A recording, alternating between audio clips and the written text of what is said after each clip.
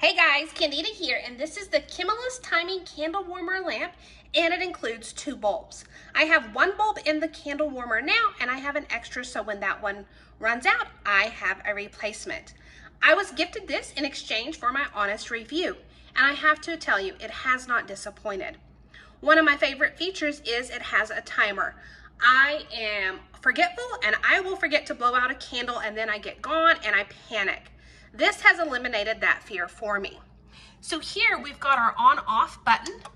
We can set it for 2 hours, 4 hours, 6 hours, or we can turn it off. When we turn it on, over here on the right is our dial. We get to adjust the brightness. The brighter the light is, the quicker the candle is going to melt and put off the scent. I can also adjust the top of the light here, but I want it right in the middle so I can get the full scent. And then all I've got to do is set the timer so I don't forget.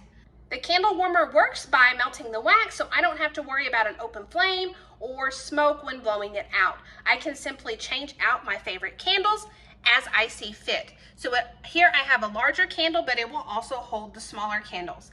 Overall, this has been a great addition, and I hope you found the review helpful.